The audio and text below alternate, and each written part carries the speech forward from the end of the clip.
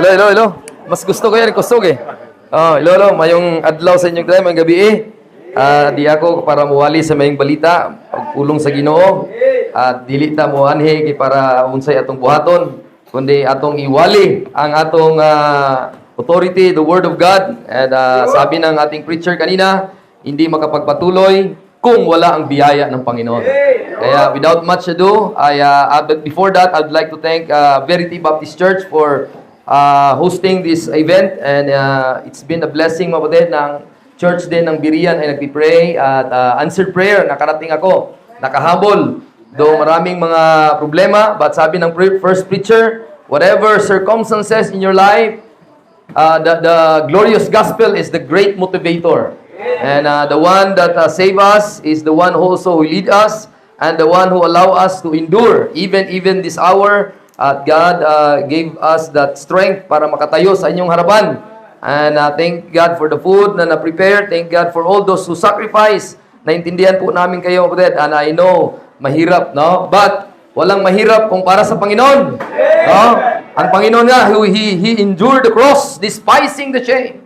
And yun po ang ating motivation, the Lord Jesus Christ. Kaya tayo po nag-serve sa Panginoon dahil siya po ang ating motivation tonight. So let's all stand and let's read the Bible in the book of Corinthians. No? Sa 1 Corinthians chapter 15, verse number 10. At the first speaker emphasize na yung effect, ang motivation dahil tayo po ay naligtas sa glorious gospel. Now we will continue. Don't be a quitter, don't be a deceiver, don't be a self-promoter. At makakaya natin yan, Oded. It's all by God's grace. So, yun po ang title ko ngayong gabi ito. It's all by God's grace. 1 Corinthians 15 in verse number 10. Are you there? Say amen. Amen. The Bible says, but by the grace of God, let it go. But by the grace of God, I am what I am. And His grace which was bestowed upon me was not in vain. But I labored more abundantly than they all. Yet not I, but the grace of God which was with me. That's the right attitude if you are a preacher of grace. Ganina ang mindset ni Apostle Paul nung nalaman niya ang Panginoong Hesus ay dumating para iligtas ang makasalanan. What is his response? He is the chief of all sinners. And nung nalaman niya na sa biyaya lang pala ng Panginoon siya ay makapagpatuloy, then ang response na, yet not I. Yet not I. Hindi po ako ang nagpatuloy nito dahil lamang sa biyaya niya. Kaya ako nakapagpatuloy. Let's pray. Father in heaven, we pray tonight that this last night challenge ay maging blessing po sa mga makapakinig. Tulungan niyo po itong lingkod na ito na makapagpatuloy sa pagpangaral na inyong salita even in this place ng Manolo Fortich, Bukidnon. And thank you, Lord, for allowing me, giving me an opportunity with the host pastor, Pastor Raul Flor. Be with him as he also handle things that very important sa kanyang family. Be with him. And also, we are praying for the comfort of his family. I know, mahirap. May conference pa, namatay pa ang kanyang mahal sa buhay. At I know, Lord, ang heart niya ay nandun yung grace. Nag-strengthen sa kanya, nagbigay sa kanya ng motivation to continue even in this very hard time na situation. And be with us, Lord, tonight as we study your word, as we listen to your word. In Jesus' name we pray. Amen. Kayo po'y magsiupo na. All by God's grace. Kung wala lang ang biyaya ng Panginoon, hindi po tayo makatayo dito, Oded. I'm Brother Randy, pastoring Birian Baptist Church, Birian, Pampanga, at doon sa may Baliwag boundary. And I was there for about 3 years now by the grace of God. And praise God for all the mentors that are here tonight and all of you na kung sino mang nakakilala sa akin o hindi nakakilala, but ang kagandahan of that, sa biyaya tayo pinagtagpo. Bakit tayo nakakilala? Kaya sabi ni Apostle Paul sa kanyang sulat dito, sa kanyang testimony, kung ano man ang nakita nyo sa akin, hindi ito dahil sa aking kagalingan, kundi dahil ito sa biyaya ng Diyos. I am what I am by the grace of God. Whatever things that you accomplish in your life, you say, I am what I am by the grace of God. That's the right mentality. That's the right attitude of a person who received the grace. And we have that dispensation of the grace of God. And hindi natin tinanggal yung tinatawag na grace in the other dispensation. But there is a special event in our history that the grace of God poured out in our time. That's why it's abundant, free, exceeding. Kaya makita natin what a grace na nakita ni Apostle Paul, kaya ang response niya, oh what a blessing, the grace which was bestowed upon me. So that's given him a big task. Kasi imagine niyo po yung isang biyaya na ibistowed sa kanya. When a task is once begun, never leave it till it's done. May the labor, great or small, do it well or not at all. So at the time he got saved, until the time he died, that grace ay hindi niya pinapahiya. Hindi niya pinapahiya yung grace na yon. Kaya sinabi niya, it was not in vain. Mga kapatid, the moment that you got saved, are you saved? By the grace, huwag niyong ipahiya ang biyaya. Sana hindi kawang. Hindi vain ang buhay. Hindi nagiging karumal-dumal sa harapan ng Diyos or blasphemy ang buhay natin. Kaya si Paul ang very big example sa atin. Follow me as I follow Christ. Kasi ang kanyang mentality nung na-receive niya yung grace na nabistowed sa kanya, hindi naging kawang. Bagtos ang kanyang respond, I labored more. I labored more. If there is Verity Baptist Church hosting a conference, labor more next year. Amen? Labor more because of the grace of God. Huwag kayong mag-surrender to labor more because your effort is not in vain. Your money is not in vain. Yung pagwalang tulog, sakit, sipon, luha, lahat na lang tutulo sa inyo, that will not be in vain if it will be heartily done by grace. Kaya ang iyong mentality, ang ating mentality, yet not I, but the grace of God, which was with me. I know that there are 4 things that we need to talk tonight. The first is the person of grace. Who is this person of grace that motivates Paul na nagsasabi siya na I am what I am by the grace of God? It's no other than the Lord Jesus Christ. Jesus Christ is the person of grace. The Bible says in John 1:17, for the law was given by Moses, but grace and truth came by Jesus Christ. And sabi ng Titus 2 verse 11, for the grace of God that bringeth salvation had appeared to all men. You know, this grace is a person, at sabi nga ng person na ito, search the scripture, for in them you think you have eternal life, and they are they which testify of me, from eternity past to eternity future. I am that is talked about in this conference. I am that is talked about in every time the Bible is open, because that's the design of God. Disenyo ng Holy Spirit na ang banal na Espiritu ay nagkaroon tayo ng salita ng Panginoon at nag-move siya ng mga tao na magsulat nito at ang laman nito ay patungkol sa Panginoong Hesus. Kasi ang goal ng Trinity, mga kapatid, is to cooperate one to another at ang Father ang planner nito, ang Son ang executor nito at ang ngayon na administrator sa panatin, the Holy Ghost. He is the one who administer in our time of grace. Hindi man siya makita, pero totoo siya, mga kapatid.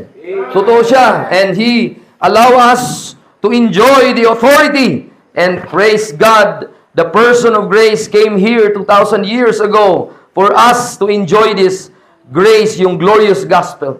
Sabi ng 1 Peter 5:10, but the God of all grace, who hath called us unto His eternal glory by Christ Jesus, after that you have suffered a while, make you perfect, establish, strengthen, settle you.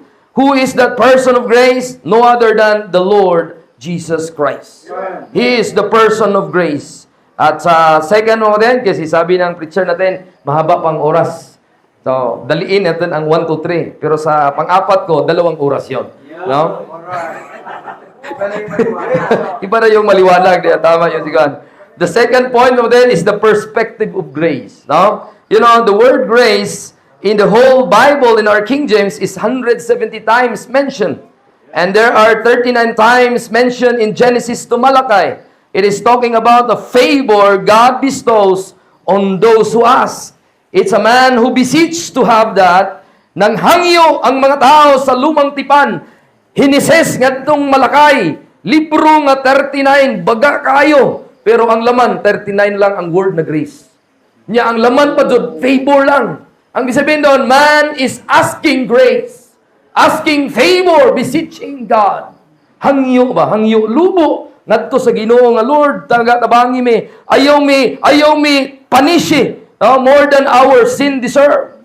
And kaya makita mo yung word grace during the time ng mga Malakay, ng mga book, Genesis to Malakay, may word grace, but 39 times. It was mentioned in Genesis 19:19, Exodus 33:13 and 16, 34:9, Numbers 32 verse 5, Judges 6:17. So it is interesting to note na ating Bible, the King James Bible, the word grace, 170 times mentioned, 39 la sa old, but in our canon, Matthew to Revelation, is 131 times. 131 times. At makita na to, ang Matthew, Mark, Luke, and John, and Book of Acts, 15 times only na-mention yung word na grace. At the Romans to Philemon, mamaya sabihin ko sa inyo, Hebrews to Revelation, 25 times only. So 39 sa Genesis to Malakay. Pagdating naman sa Matthew hanggang Acts, 15 times. Pagdating sa Hebrews to Revelation, 25 times. But what about Romans to Philemon? That is 91 times. So ang ibig sabihin, it is an obvious leading of that Holy Spirit. Kung ano ang paulit-ulit na sinabi, yun ang tema ng kanyang buhay. Ikaw daw, doktor sa albularyo. Tapos mag-uusap ka ng mga about sa gera, about sa mga ano pang klaseng war of tactic. Of course, yung mga doktor ng mga albularyo, or say, tema ng buhay mo, depende kung anong paulit-ulit mo. Ang sabihin nun, malalaman sa bigkas ng iyong nguso kung anong nasa iyo. Dahon-dahon. Dahon-dahon. Yan, tama, dahon-dahon. At saka yung mga tinatawag na mga manika-manika. Alam na. Paulit-ulit. Ang sabihin doon, malalaman mo ang isang tao the way bumitaw siya ng salita. Sukat dito, sukat doon. Engineer yan. Ubo nga, ubo. Doktor yan. So, ang sabihin doon, there are always a design sa isang tao na malalaman mo kung anong tema ng buhay niya. Ano siya? That's why very obvious ang Holy Spirit. No-brainer na kung Holy Spirit pasalitain. No-brainer. Because 91 times, I always emphasize that word grace. Romans to Philemon. So wala na, hindi na mas-spelling niya, kapatid. Kahit ispellingin mo pa, ang Holy Spirit ay very obvious ang leading niya. So that's the perspective of grace. At meron pang isang bagay na pwedeng idiin, kapatid. In other words, words that is associated with grace, like peace, mercy, and love. Romans to Philemon, it was peace mentioned 47 mentioned time. Mercy, 25. Love, 75 times. So, ganun katindi yung mga associated cluster of words ng grace. And that's how Paul in Revelation give us an idea of this perspective of grace. So, therefore, we conclude that the word that is mostly used many times will determine the theme of the book. That's also true in the Old Testament. The expression that is very popular doon sa Lumang Tipan ay the law of Moses. Commandments, statutes, judgments. Paulit-ulit yung statutes, judgment, law of Moses. Bakit? Yun ang tema ng Diyos. Yun ang tema. Kaya very, very obvious po ang timeline ng Panginoon. Yung genuine timeline ng Panginoon. Yung kanina, yung dyan sa tarpaulin. That is God who put in a proper perspective. There's a statement to ponder. There's a grace in every dispensation, and there's also a dispensation of grace. Saan tayo nakatira ngayon? Of course, in our time is the time of the dispensation of the grace of God. Kaya sinabi ni Paul, I am what I am by the grace of God. It is called the times, it is the time na kung saan ang dispensing of that grace ay sa panahon natin ngayon. Maraming verses, but we don't have time to give it to you because doon ako sa number 4, di ba? 2 hours ako doon. Kaya, kapatid, perspective of grace. Let's go to that characteristics of this. No? This perspective of grace is a mystery. This is in Romans 16 verse 25. This is kept secret since the world began. And also in Ephesians 3 verse 5, ang itong perspective of grace in other ages was not made known unto the sons of men. Wala ni isa sa lumang tipan na nakakaalam. And Paul only ang binigyan ng task para ito'y may pahayag sa atin. Ephesians 3 verse 9, from the beginning of the world hath been hid in God. And Colossians 1:26, even the mystery hath been hid from ages and from generation. So yun pong perspective niya. At number 5, we speak the wisdom of God in a mystery, even the hidden wisdom. which God ordained before the world unto our glory. Yun pong characteristic niya sa perspective. At last verse in 1 Corinthians 2:9, I had not seen, nor ear heard, neither have entered into the heart of man the things God had prepared to them that love Him. So, number last pa mo, is 2 Timothy 1, verse 9 and 10, who hath saved us and called us with an holy calling, not according to our works, but according to His own purpose and grace, which was given us in Christ Jesus before the world began, but now is made manifest by the appearing of our Savior, Jesus Christ, who hath abolished death. No? During 2,000 years ago, He abolished death and brought life and immortality to life through the gospel. So yun po, the person of grace appeared 2,000 years ago. Ang perspective niya dito sa kapanahunan natin. That's the characteristic mo din. At makita natin ang nakapaloob nito, yung mystery, madaming mystery mo din. Some say 7, some say 8, some say 11. Then enjoy your day. Kayo na bahala kung anong ilang mystery. Basta don't violate the characteristic, no? Kung anong gusto ng Panginoon na abundant ito, exceeding and grace abound in our time. So kapatid, number 3 is the preacher of grace. Who is the preacher of grace? No other than Apostle Paul. He is the one who testified. He said, by the grace of God, he said, I am what I am. He is the teacher. He is the preacher. He is the apostle ordained by God. The Lord Jesus Christ appeared to him. Acts 9. Nung nagpakita ang Diyos sa kanya at ginamit siya at sinabi niya kay Ananias, Ananias, huwag kang matakot because he will bear my name before the Gentiles. Na mga hintil nakatira sa Manolo Fortich, Bukidnon. Nakatira sa Macedonian Call sa Mindanao. Marami pa. The man that speak before me, is a living testimony how God is so powerful. Amen. How God brought the truth. Para siya mismo nag-testify, I am ignorant, but now I have the truth. That's the grace of God. Just like Paul, when he was an ignorant before, but the grace of God appeared to him, then nung time na naniwala siya, then God used him. There is a word, effectual power of His grace. Kaya ginamit po siya, by the grace of God, this man was used by God. At ginamit po siya na nagiging apostle sa atin. And there is some evidence that will tell us dito sa Bible na ang Panginoong Hesus pinili si Apostle Pablo na tagapangaral sa biyaya sa panahon natin. Acts 9:15. I have said it earlier. Then another verse, Acts 20, verse 24. But none of these things move me, neither count I my life dear unto myself, that I might finish my course with joy and the ministry which I have received of the Lord Jesus, to testify the gospel of the grace of God. What a hard task given. Pero hindi siya nag-quit. Hindi siya naging deceiver. Hindi siya nagiging self-promoter. But rather, by the grace of God, he lift up Christ. He lift up that grace. And even ang ating encouragement sa bawat individual believer, lift up that Christ mo din. Don't consider yourself na valuable than the one that is given to you. Sino ang mas malaga? Yung buhay mo or yung katotohanan na nasa iyo? Sabi ni Paul, I am ready to be offered and the time of my departure is at hand. So, willing siyang mamatay. Gayon na sinabi ng preacher. Bakit? Kilala niya ang grace na The person of grace appeared to him. Kaya ang kaniyang value, ang assessment value niya, he count all things down. Gi-count niya nga para lang dumi.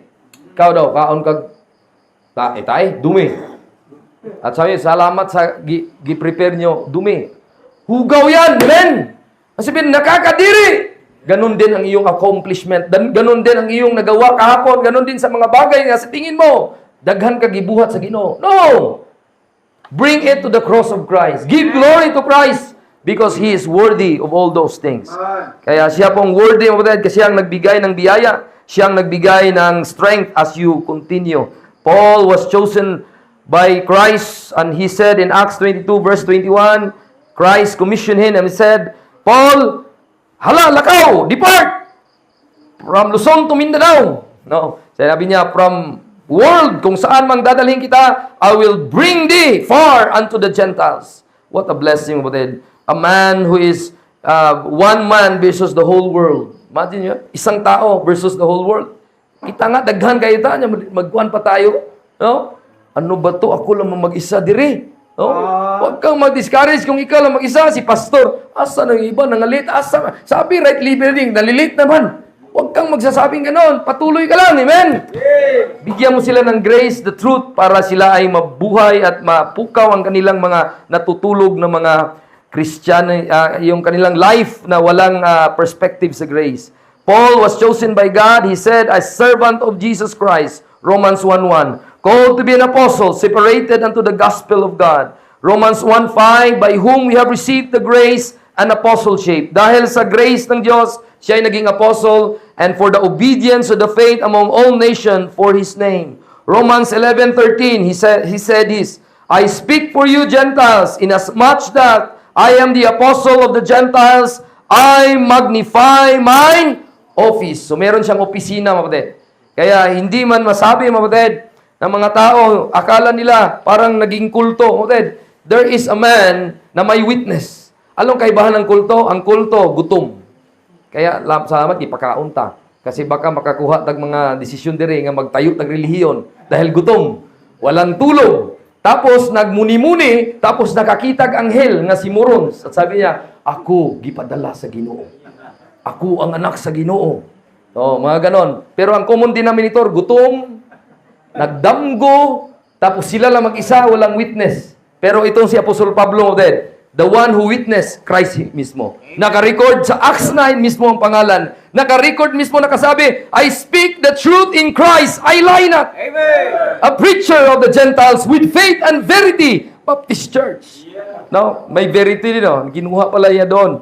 Verity. With faith and verity. Sinabi ni Apostle Paul. Meron po siyang opisina. Kaya sinabi niya sa Romans 15:15-16, because of the grace that is given to me of God, that I should to be the minister of Jesus Christ to the Gentiles, ministering the gospel of God, that the offering up of the Gentiles might be acceptable, being sanctified by the Holy Ghost. Isa pang testimony niya sa 1 Corinthians 14:37, if any man think himself to be a prophet or spiritual, let him acknowledge that the things that I write unto you are the commandments of the Lord. So direct talaga siya nga messenger na meron siyang mga commandments na inutos para tayo ng mga nakapanahunan nato karon sundo nato mo din. But that man said all scripture is given by inspiration of God and it's profitable for doctrine, for reproof, for correction, for instruction in righteousness. So ang sabihin doon, hindi ibig sabihin na siya ay messenger directly sa atin at hindi tayo in-encourage na hindi tayo magbasa sa whole counsel of God. Well, So that man lead us to read the whole counsel of God kasi all scripture is given by inspiration of God. So very honest po siya nga tao. At sabi niya, whatsoever things written aforetime is written for our learning. But there are direct doctrine nga direkta ga-apply sa ato agad.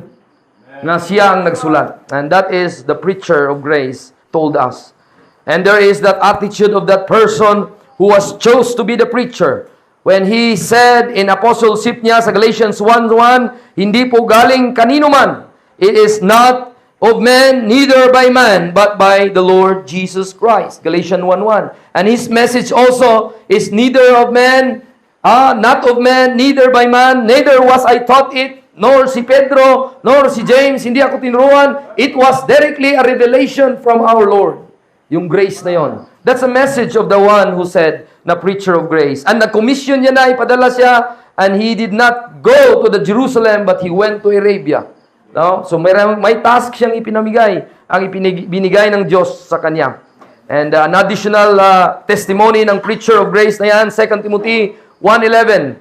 I said it earlier, I said it again, whereunto I am appointed a preacher, I am an apostle and a teacher of the Gentile. He said in 1 Timothy 2:7, whereunto I am ordained a preacher, I am ordained an apostle, I speak the truth in Christ, I lie not.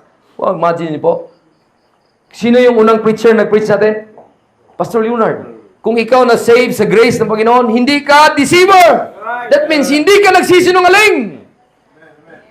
Kasi mahirap magturo ng doktrina pero ang buhay mo pala kasinungalingan. Yun po, you are speaking a lie in your life. A teacher of the Gentiles in faith and verity.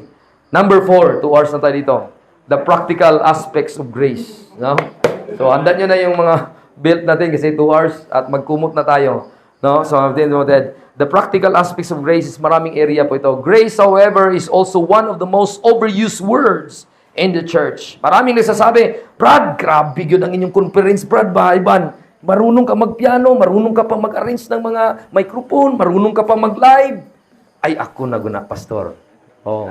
So, medyo hindi pasado yon. May pasado. Pastor, by the grace of God lang, pastor. Pero, cliche na lang pala. Cliche na lang pala. Minsan na, by the grace of God, pero, wagod, kung wala ako, di man na may tabo. Ano ba? Cliche. Kung wala ako, hindi yan mangyari. Oh, so, nagbigkas ng grace of God, pero, kung wala ako, hindi yan mangyayari. Hindi yan mapakain yung mga tao na yan. Hindi malinisan yan, hindi ma-arrange yan, hindi wala yan. So, God knows your heart and the wickedness therein, no? So, kapatid, alam ng Diyos ng words of grace ay in-overuse mo lang at naging cliche na lang. Kaya, sana, kapatid, pag sinabi mong by the grace of God, totoo, amen? Kaya nga nung sinabi ni Pastor Ben sa akin, naintindihan mo ba, Brother Randy, ang to God be the glory? Well, Baka pag sinabi to God be the glory, pero cliche lang pala. right, I see. Oh, tell it the goodness of God, that's His glory. The faithfulness of God, that's His glory. The goodness, the faith, the strength, the power, that's His glory. Then if you declare how, pag kayo magpunta sa pulpito, wag na yun nagsayangin. I-declare nyo na ang glory ng Panginoon. Wag na yung, alam, isang araw, hinabol akong aso mga sis. Tapos pagkatapos, oy, buti na lang, by the grace of God. Mga kapatid, kaligtasan ng kaluluwa kung kayo ba'y ligtas. Amen? At magtuturo pa yung mga babae. Mga babae minsan, alam nyo po, mga ganon-ganon pa. Testimony pero nagwali pala. No? Sabi na buwan, ang dugay naman ni, uy, ang dugay na. Nawala na ang oras sa pastor sa pagwali. Kaya mga ladies, gusto ko siya mag-share. Mag-share siya sa iyong testimony. Ingat-ingat mga ladies. Amen? Baka ang grace of God ay na-misuse sa inyong buhay. Na-misuse ang ating, the way we speak. The way we say things na magsabi, by the grace of God, yun eh. Tarunga, baka dili tinuod. Amen? Kaya, however, that is the most ever used words in the church. I'm afraid that we all use this theologically. We use the beautiful words of grace without knowing what we are talking about. No? Kaya pagka sinabing grace, maramdaman ni mong yanig ba? Manglibawt ni mong balhibo. Na pag sinabing grace, mauwaw yuga ba?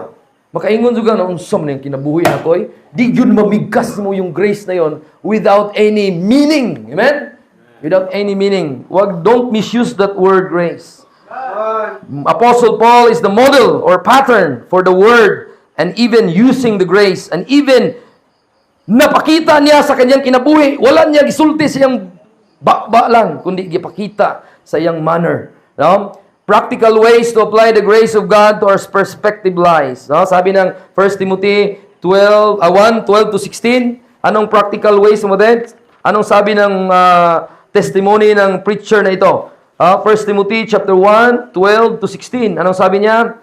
And I thank Christ Jesus our Lord, who hath enabled me, for He counted me faithful, putting me into the ministry, who was before a blasphemer, and a persecutor, and injurious, but I obtained mercy, because I did it ignorantly in unbelief. Unbeliever pa. And the grace of our Lord Jesus was exceeding abundant with faith and love which is in Christ Jesus. This is a faithful saying and worthy of all acceptation, that Christ Jesus came into the world to save sinners, of whom I am chief. Howbeit, for this cause I obtained mercy, that in me first Jesus Christ might shew forth all long suffering, for a pattern to them which should hereafter believe on Him to life everlasting. Alam niyo po, Dad, huwag niyong sabihin na hindi niyo kaya. Yung point kanina, very good yun, Dad. Yeah. Bakit? There was a man named Apostle Paul. Got saved by the grace of God. Died by the grace of God. Amen. Wala po siyang Kristo na pinapahiya. Ni isang araw ni pinapahiya ni Kristo na punta siya sa mall. Ay, Kristiyano ka pala? Oh, pagpunta sa office, ay ngayon ko lang alam, membro ka pala sa Biriti. Oh. Oh. Dapat kapatid, kung sinong tao mabuka na ipakilala kung sino ka, ikaw dapat. Use by any means, lahat ng area, hindi yung nag-Facebook na, membro sa Krusty Krab. Di ba? Palagi naalala. Krusty Krab. Manager sa Krusty Krab. So use everything that people may know who you are. Let your light so shine before men that they may see Christ and grace. And they may glorify who you are in Christ. Because that's the person na nag-testify mismo na sinabi niya. And sinabi niya mismo sa 2 Timothy, sinabihan niya si Timothy, at sabi ng mga pastor ng iba, at marami nagsasabi, normal lang yan, mga pastors na mga anak na pastor, badlungon. Mga badlungon, di ba? Wala si Jaire. Ito na lang, mga badlungon. Jaire, gising. Ang sabihin nun, mga badlungon at pastor. So, okay rin ng mga badlungon daw, no? Okay daw yan. No, hindi yan okay. Hindi okay ang badlungon, man. Dapat hindi goal lang magkapabadlong ang imong anak para na'y masulti in the future. Hindi yan pwede, mga kapatid.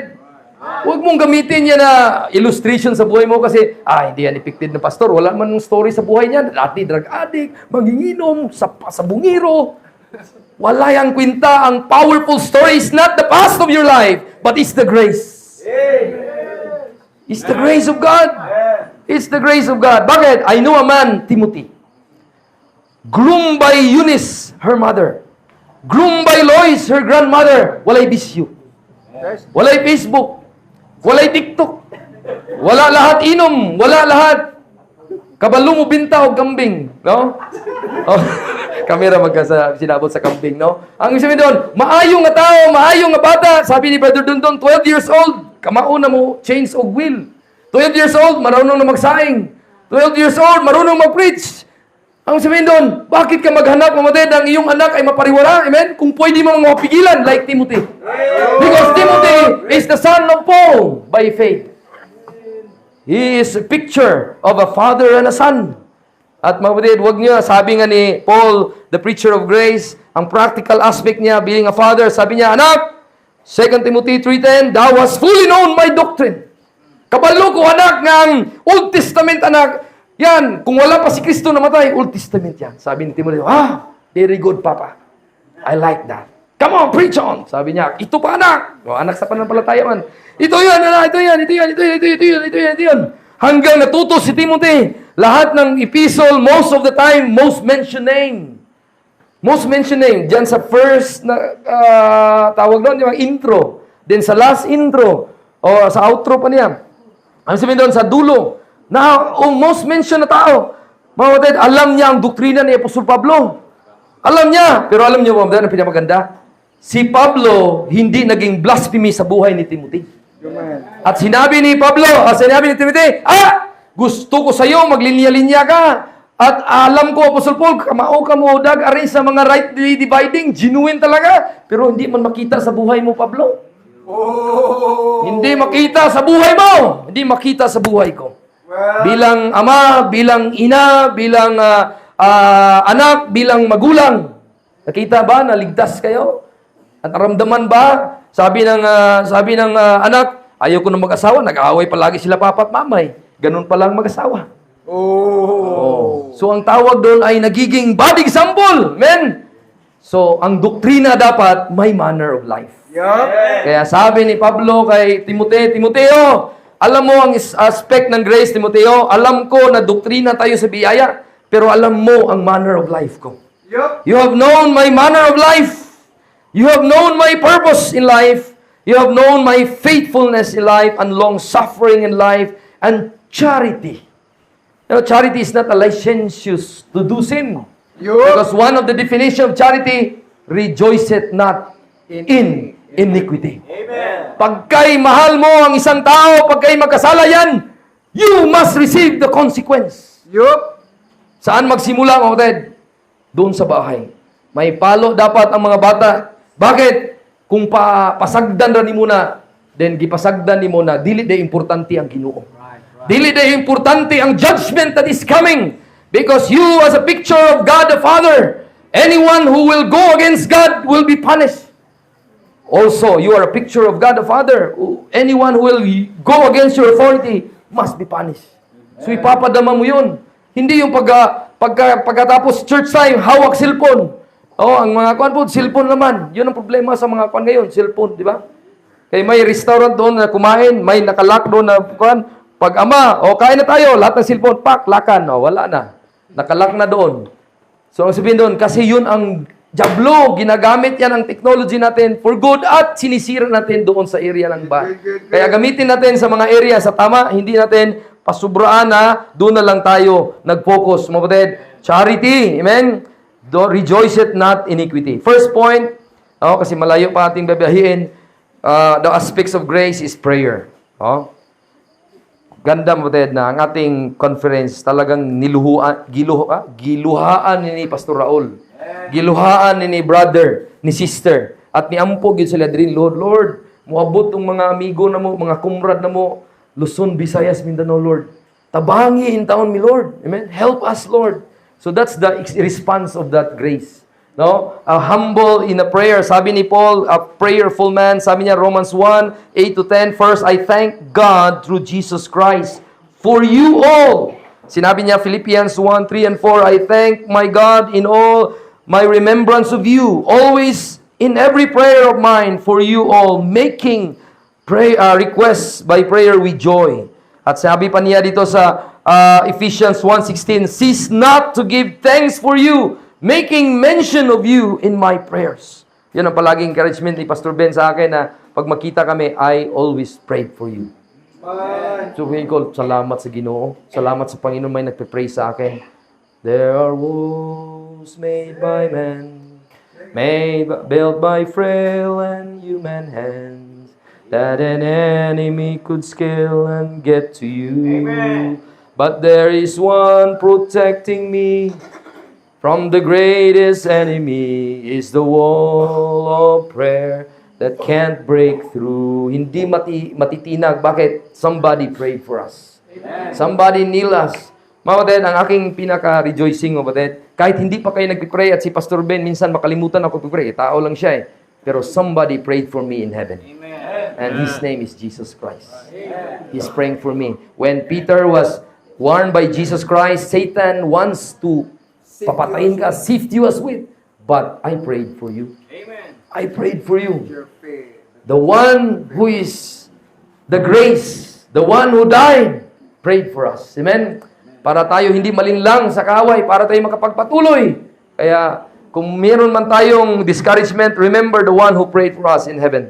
I thank God, sabi ni Timothy, as it Paul, whom I serve from my forefathers with pure conscience, that without ceasing I remembrance of thee in my prayers, night and day. 2 Timothy 1 verse 3. Oh, what a lovely reminders of a father na every night and day nagpipray po ang isang Paul na ito para kay Timothy. And sinabi pa niya, kapatid, na always in my prayers, no? Making mention. So let's sino pong na-mention niyo sa inyong prayer? Minsan kasi ang mga membro, pag kay maraming reklamo, baka yan ay hindi nagpipray sa pastor. No? Kung sino ang mareklamo, siya pa ang hindi nagpipray sa pastor.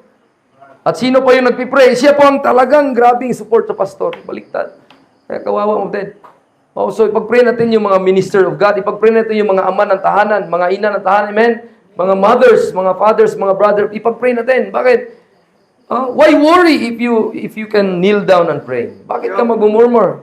Tell it to the Lord, not to the world. Huwag mo i-post sa Facebook, i-post mo sa Panginoon. Let your request be made known unto God at mag-like pang Panginoon. At sabi niya, anak, like. I like that. Lumuhod juga, no? Kasi flesh is flesh. Thou shalt not kumpiyansa. Kung sinabi pa sa Andro, di ludhan yun mo. Lord, tabangi ko. Thou shalt not kumpiyansa. Kasi kung hindi ka mag-pray, talagang akala mo malakas ka. Akala mo malakas la, pero bukas bumagsak ka na pala. Number 2, practical aspect of grace is forgiveness. Ephesians 4:32, binasa natin doon kanina, yung practice ng ang guiltiness, pastor, di ba? Na minsan ang mag-asawa, hindi naman sila napaghiwalay kasi nag-asawa na nga sila, pero ang ilang fellowship nawala. Kasi minsan, nag-aaway sila. Kaya, kayo na nga nagsama, nag-aaway pa tayo. Amen? Yung mga mag-asawa dyan. So kung kayo nagsasama at mga brothers and sisters sa local church, be kind one to another, tender-hearted, forgiving one another. Bakit? Ang grace ng Panginoon, even as God for Christ's sake. Ano ang grace? Libre, hath forgiven you. So, yan ang pinaka malaking motivator sa atin na itukmod tayo sa maayo. Hindi yung talagang maputak ng isa, putak ka din. Kung apoy ang isa, apoy ka din. Dapat kung apoy ang isa, tubig ka. No? So, ang sabihin doon, dapat mayroong a soft answer turneth away wrath, but grievous words stirred up anger. So, yun po, grievous words. Sabihin mo na lang sa misis mo, sa loob-loob mo, Lord, hindi niya alam ang kanyang sinasabi. Lord, help her by His grace. No? So, hindi niya alam, forgive her, for she know not what she is said. No? Kayo doon mga husband, or kayo mga wife, magsasabi din ng husband, gano'n din, forgive him, for he don't know what he said. So, yun po ang manner ng forgiveness. 2 Corinthians 2:7, so that contrariwise, you ought to forgive him. Bakit? Grace yun eh. Comfort him, lest perhaps such as one be swallowed up with overmuch sorrow.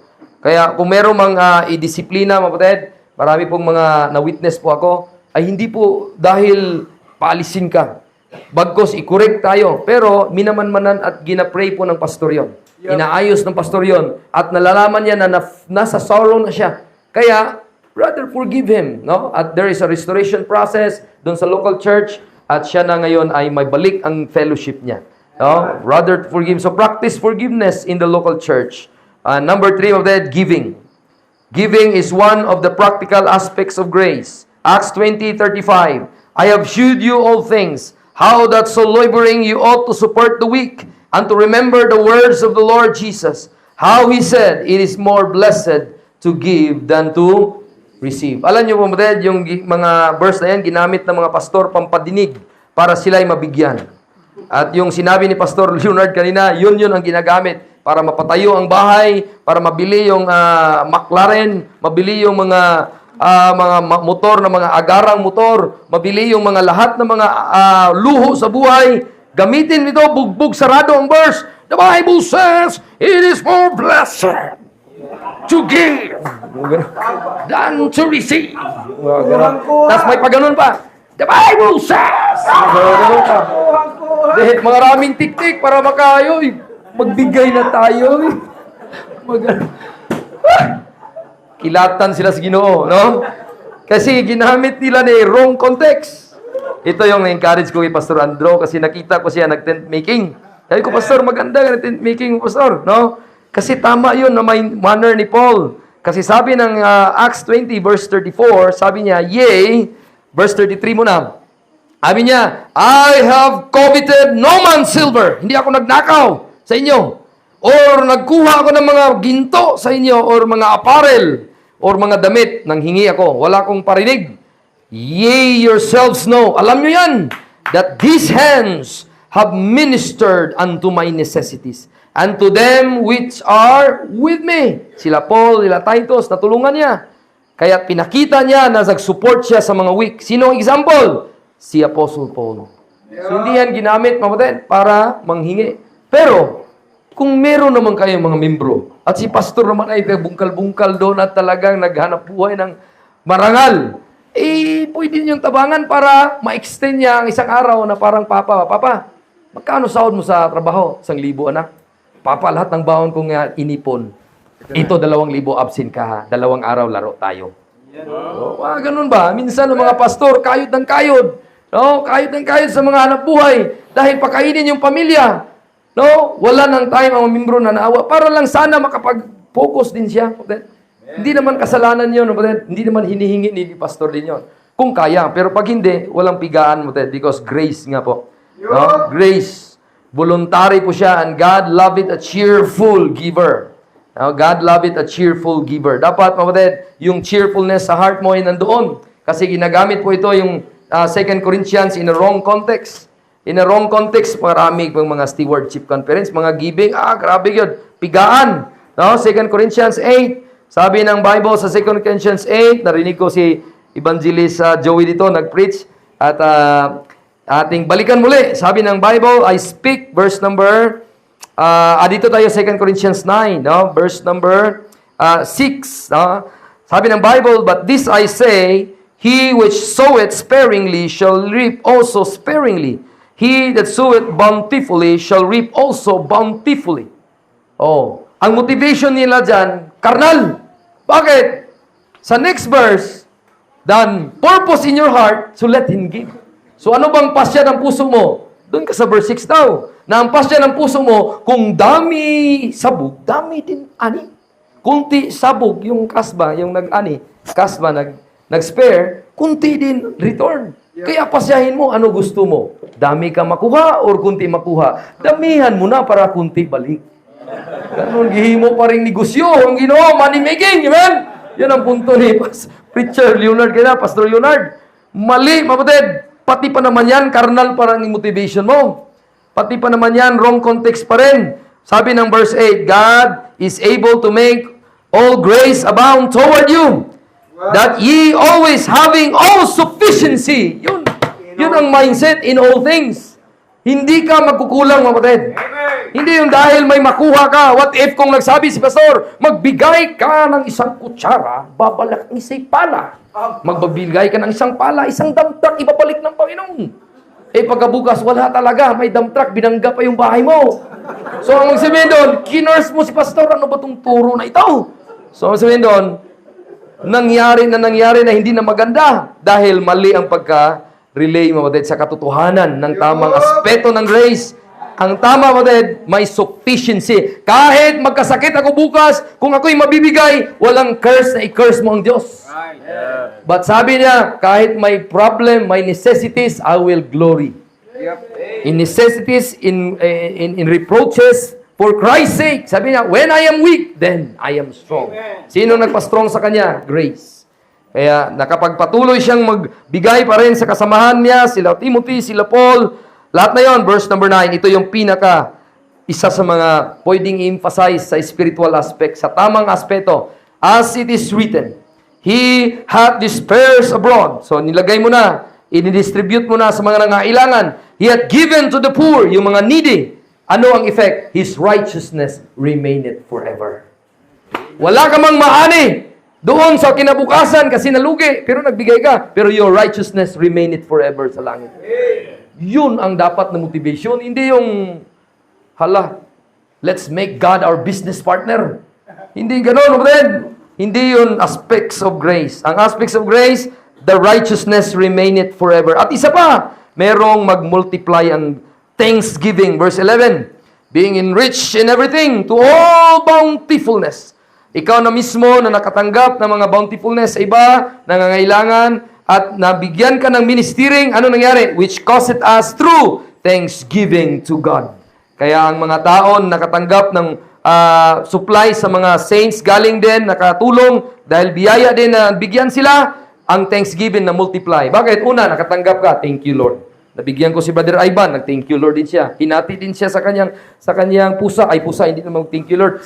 Sa kanyang kapatid, thank you Lord. Kinigay kay EJ, thank you Lord. Lahat na yun, nag-thank you Lord. So, multiplication of thanksgiving. Yun ang grace dapat. The multiplication na maraming magpapasalamat. Hindi lang yung si pastor. Hindi pinasakay yung nagbigay. At nakita, parang si pastor yun . So, wala talaga. Walang effect ng thanksgiving. Walang redound to the glory of God. Sa verse 12, for the administration of this service, not only to supply the want of the saints, but abundant also by many thanksgiving to God. At sabi ng verse 13, whilst by the experiment of this ministration, they glorify God for your professed subjection unto the gospel of Christ, for your liberal distribution unto them and unto all men. So liberal talagang nagkuhan sila cheerfully, na may nangailangan, binibigyan nila. At yung mga binibigyan naman, huwag mga abuso. Huwag mga abuso, pagdating doon, magsimba ko ngayon. Kasi wala akong pambili ng sapatos. Nasa kuhan ito, okay, closing prayer. Amen. Dito na ako sa gilid ito. Brad, kumusta? Dito na magsimula ang lahat ng transaksyon. No? So, mga smile, lahat na naggawin niya. Bago yung lahat ng parinig, gagawin niya lahat. Huwag naman abuso. Amen? Huwag abuso. Don't be abuser of grace, but rather an example how you handle the grace. Amen? Huwag kayong hindi na magtagal doon kasi nag-ekis ng kilay nyo. Number 4, zealousness. Titus 2:14. Zealousness. Nung ikaw ay nakatanggap ng biyaya, hindi lang ikaw mag-stop doon. Gaya ng sinabi ng first preacher, kung ikaw zealous na mag-preach, maling-mali nga yung tinuturo dati. Ngayon pa na alam mo na katotohanan. Yun ang point nito. Titus 2:10, who gave himself for us, that he might redeem us from all iniquity, and purify unto himself a peculiar people, zealous of good works. So dapat ang zeal mo, kapatid, ngayon alam mo na. Ngayon alam mo na ang biyaya na pagtulong, biyaya sa ministry. Then, ang zeal mo dapat doble ngayon. Hindi yung alam mo na lahat, pero, sige, kanta tayo. Kanta na naman. Huwag ganun. Excited mo din. Amen? Praise the Lord! Praise the Lord! Let the earth hear His voice. Parang malabisi ba? Di ba? Run like a horse. Amen? And enjoy like angels. So, ganun mo. Ganun ang zealousness. Pero hindi ang zealousness actually. The zealousness is not seen how you are very active. How you are very lively. How very you solemn. Walang maingaya. Hindi yung ganun. Because true spirituality, true zealousness, is how you respond the Word of God. Amen. Oh, yeah. Kung ikaw ligtas, that qualify you to be a true zealous man. Kasi may Holy Spirit ka. Absolutely. Then what made you, bakit ka totoong zealous? Kasi talagang nag-respond ka sa will of God. Hindi ko napilitan, hindi dahil pakitang tao, hindi dahil may plano ka na abuso ka, nangutang uli. Hindi ka nagbayad, nangutang ka naman. So, yun ang matigas mo din. Yun ang problema. Number 5, nag-ikis naman kilay nyo. Number 5, godly speech. Godly speech. Colossians 4 verse 6, kung ikaw ay may aspeto ng grace, alam mo yung aspeto niya, yung application niya, then your speech will show it. Amen? Let your speech be always with grace. Colossians 4 verse 6. Ano kaibahan ng always at always? Naisip ko, mababad, is yung always yung frequency niya. Pero yung always, yung longevity niya. All the way my Savior leads me. What have I to ask beside? So always. Hanggang rapture, hanggang langit. Pero minsan, yung always mo, walang always. No? So, yun po, ginamit ng King James Grammar, yung always. Dapat all the way, hindi lang dahil, ay, ang ganda ng sahod ni Mister. Tapos si Mrs., anong gusto mo, Han? Yang pampano? Or yung grill. Pero kung walang komisyon, wala lahat, parang matumal ngayon. Labas ka nga! Parang, imagine yung Mrs. Pagkay bulag na, hindi na nakakita, pero pag ligyan, uy, 1,000 na. Dapat yung mga, hindi tayo mamotivate sa material, amen? Dapat ang motivation natin kahit kapito sa kinabuhi, padayon gyapon. Magmahal gyapon. Labing-labing kahit saging. Kahit kamote lang. So, ganun mo, batid. Ganun dapat. Bakit? Always with grace. Season with salt. Kaganda. Saging, grace, salt. Sarap. Just kidding aside. Season with salt that ye may know how you ought to answer every man. Kaya pala. Bakit? Yung gracious Christ na sa loob sa iyo ay yun ang ipinamuhay mo at lumalabas the way you answer people. The way you handle people, yung mga irate na people na hindi makinig, hindi tumatanggap ng gospel tract. Ayaw magpa-study, ayaw makinig, umaalis dahil parang kulto yung mga doktrina dyan. No? So, we are to answer every man with grace. Amen? Answer with every man. Hindi yung parang uguan pa ba, hindi ka kasabot ba? Hindi ganon. Amen? Kita mo po si evangelist nga gumanon ang kuhan at halos na lang pukpukin yung mga tao. Si Pastor Ben, hindi. Gracious na pag-answer. Season with salt. That's the aspects of grace mo din. No? Hindi kasi kayo nag-aral, hindi yun. Talagang inunti-unti, hinay-hinay. Pastor Abi ka na, hinay-hinay, Pastor. Hinay-hinay. Bakit? Alam natin na inaakay ba? Inaakay. Kasi alam mo na, nangangailangan po ng guidance. Ephesians 4:29, let no corrupt communication proceed out of your mouth, but that which is good to the use of edifying, that it may minister grace unto the hearers. Ganda ng wali. Let your words of mouth, sabi niya, communication proceed out of your mouth. Ang ganda. Ang ganda sa pulpito. Pero sa personal pala, hindi. Well, May mga sikritong labok. Mga corrupt manners ba sa words. Dinaan. Ang mga lalaki, alam na tits. Alam na ta. Pag-ingon na mga classmate, mga college student ito, buti na lang may na spare. May mga katrabaho ng mga lalaki. Mga ladies, young ladies, magbantay mo. Bakit maganda yung mga words nila? Oh, maganda yung mga kuwan nila. Bakit nasabi niya? Kasi yun yung gawain namin dati. Unbeliever pa ako. Ganyan ang mga gawain ng mga unbeliever, no? Bibiktimahin, mga words na talagang mag-come out, ang ganda.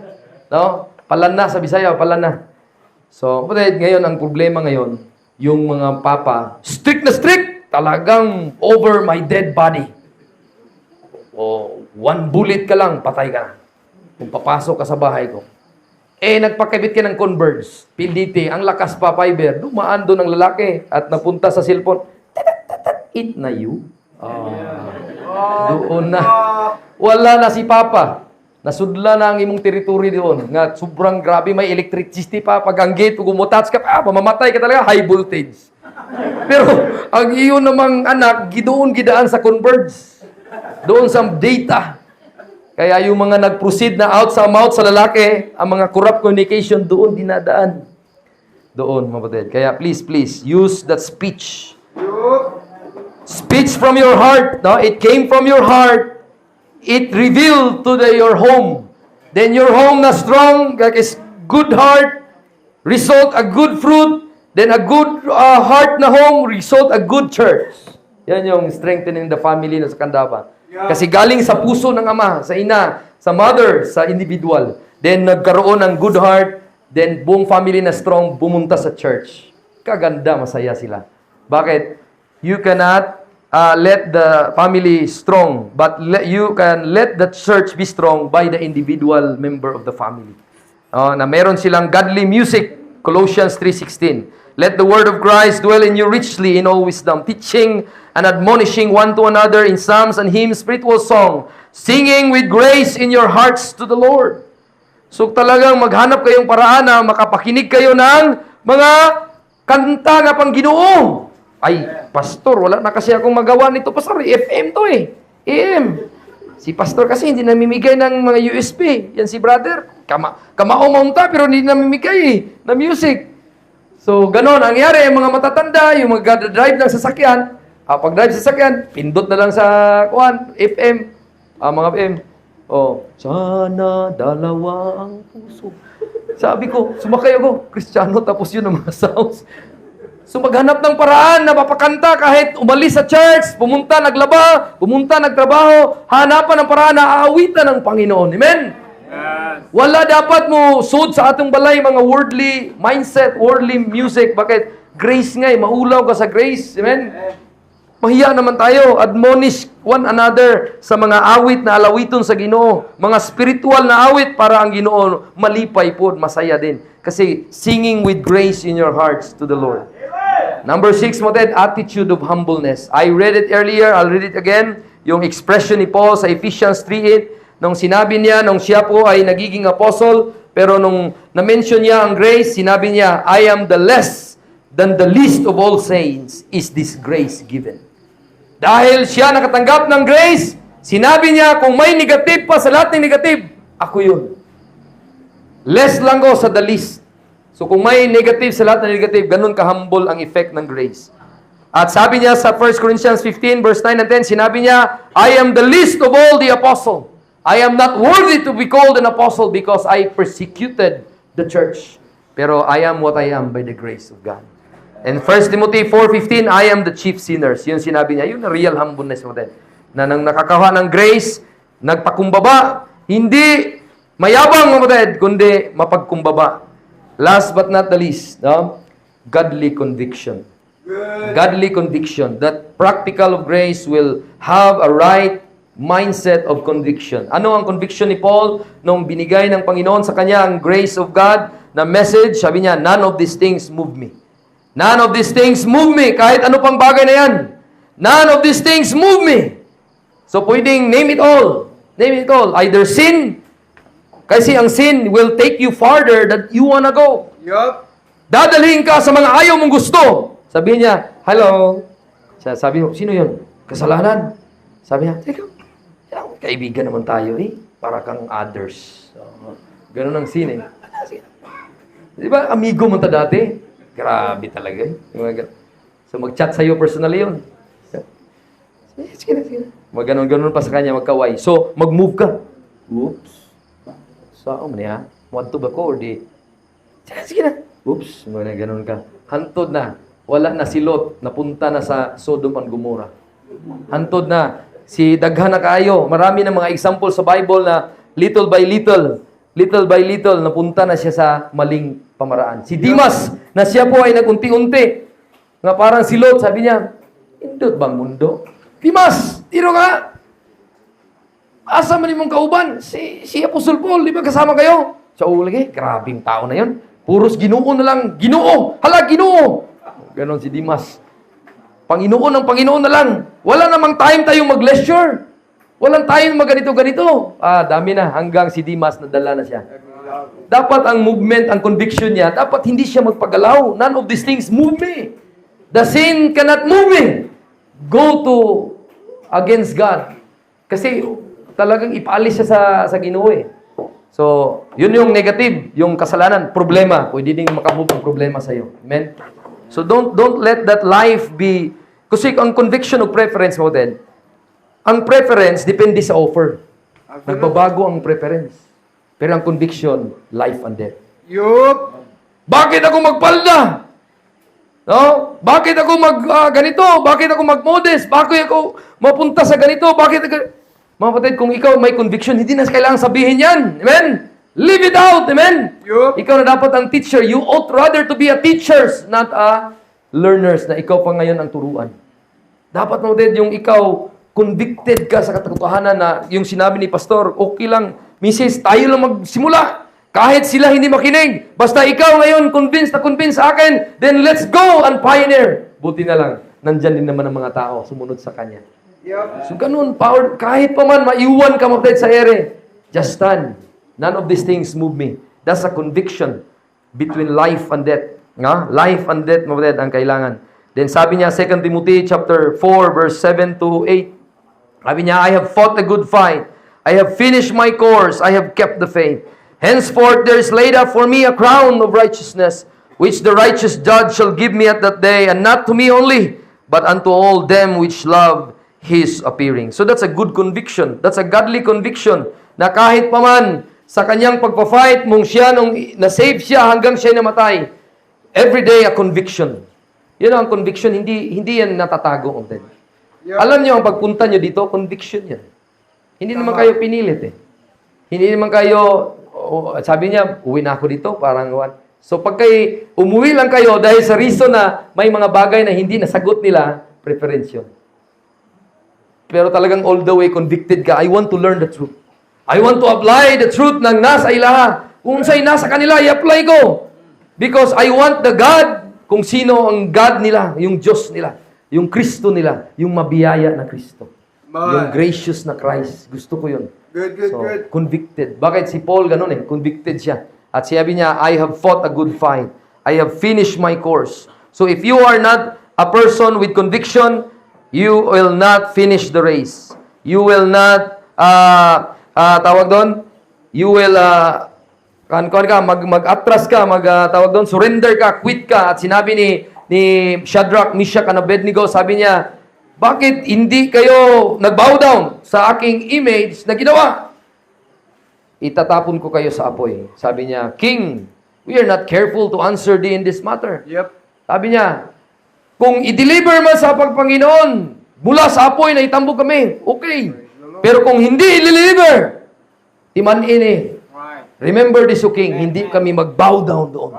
Imagine po, kahit walang Ginoong naramdaman nila, na sa tingin mo parang walang tulong sa Panginoon.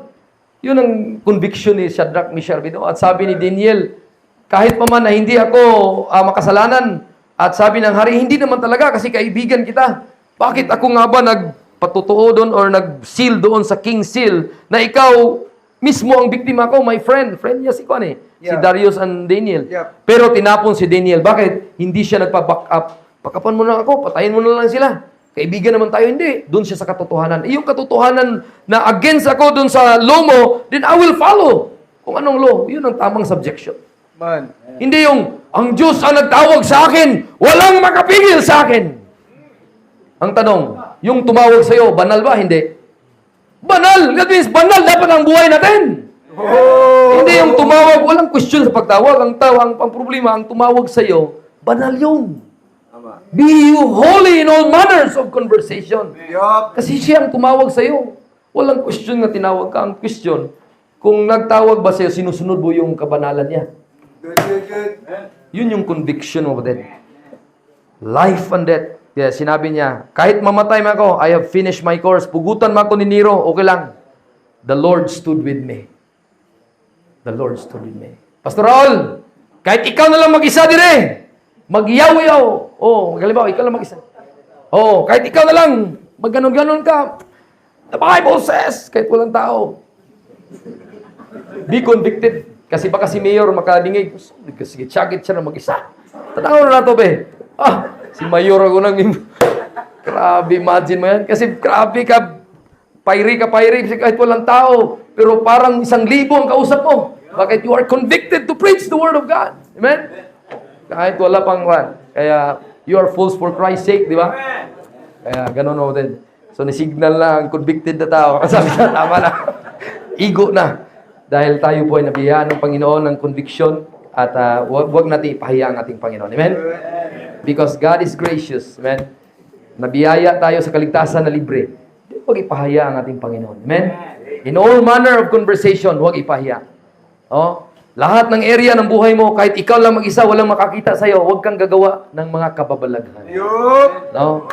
Gawa ka ng kabanalan, huwag kababalaghan. Amen? Gagawa ng kabanalan, huwag kababalaghan. Kasi ang tumawag sa iyo ay banal. The one that is holy, He is sitting on His throne. That is a gracious Lord. Let's pray. Father, thank you for your Son. He came to earth. That is your grace. And kami na-bless dahil siya ang nag-alay at siya ang nagbayad. Settle the problem of sin. At siya ay namatay according to 1 Corinthians 15. According to the scripture, He died for our sins. He was buried, the third day He rose again. The completion of it, the satisfactory of it, Lord, satisfy, Father, your demand. Because of that person of grace, salamat, Lord. Tinawag mo si Apostle Paul, naging good example. A lot of people in the Bible, sa New Testament, naging good example. They are the people na pwede naming i-admire, sundin, at ipag-pray na maging pamilya namin, maging ganon. Lord, kung meron mang kapakyasan, yung mga shortcomings, tulungan niyo kami, Lord. We are to confess every day. We are to confess and to have conviction na kung may kasalanan kami, hindi kami maharap at hindi kami mahihiya na sabihin ito. Kasi this is, and that's for our own good. Help the mothers, help the fathers in this church, help the pastor, Pastor Raul, help also sa mga church member. Help niyo po kasi hindi masaya ang kaaway dahil nagkaroon ng revival sa lugar na ito. At ayaw niya na maulit pa ito next year. Ayaw ng kaaway. Kaya Lord, tulungan niyo po ang member ng Verity na sila lalong magkaroon ng strength and they could say, I am what I am by the grace of God. And thank you, Lord, for everything. In Jesus' name we pray. Amen. Thank you, Pastor Raul and Pastor Jonathan. To God be the glory. Amen. Amen. Amen. Praise God.